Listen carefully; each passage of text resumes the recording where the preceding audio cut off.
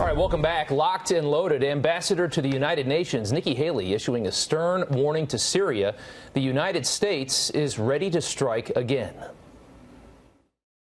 The United States is locked and loaded.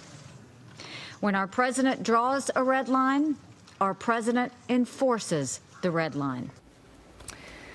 So is another strike imminent? Joining us now is Ohio Congressman and Air Force veteran Representative Bill Johnson. Thank you for joining us. Good to be here this morning. Before we get to if another one is imminent, what do you think of what happened on Friday night? Well, I think it was absolutely appropriate. You know, we went to great lengths to make sure that civilians were not hurt, that we didn't cross the line and attack any Russian assets, and it had the support of our NATO allies as well as our ally Israel. So we sent the strong message that President Obama is not in the White House anymore, that red lines that prohibit the use of weapons of mass destruction, they're not going to be tolerated. Nobody likes to see, you know, a regime like this take out a strike, a chemical strike on its own people. It's a horrifying thing to even imagine.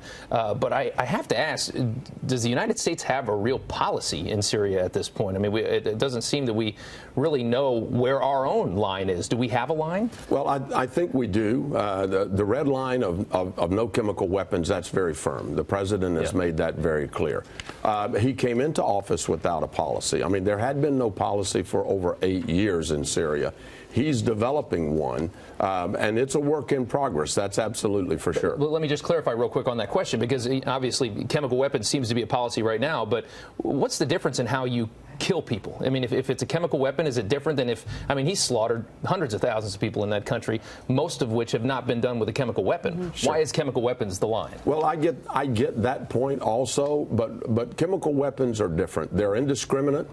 They do not target combatant members of the military. They kill innocent women and children, and we saw that in the horrifying videos that we saw last week. But the president has made it very, very clear that the Assad regime is not going to be tolerated in doing this kind of thing to its people. But remember, this is the Russian-backed regime. This is the Russian reset that happened under President Obama and Hillary Clinton. And this is what we're looking at now for the future of that region. And if we don't get Syria under control, look at what's going to fill the void there. We pushed ISIS out. Iran is sitting there waiting to step in. We don't need that. We want to hear your reaction on another piece of video from Nikki Haley. But first, real quick, yes or no, do you think we strike again? I'm not sure. Okay. You know, this was Secretary Mattis made it very clear. We degraded their ability to produce chemical weapons. Let's see what the response is now. If they're smart, they'll back away from this kind of activity. And as I was just referencing, we do want to hear a little more from Nikki Haley on possibly more Russia sanctions. Let's go ahead and listen to this. Russian sanctions will be coming down. Secretary Mnuchin will be announcing those on Monday, if he hasn't already, and they will go directly to any sort of companies that were dealing with equipment related to Assad and chemical weapons use. Your reaction? I think sanctions are absolutely appropriate at this point. You've got several elements of power. You've got the military element, the economic element. You've got diplomacy. And these sanctions are very, very appropriate. And I wouldn't be surprised to see even more.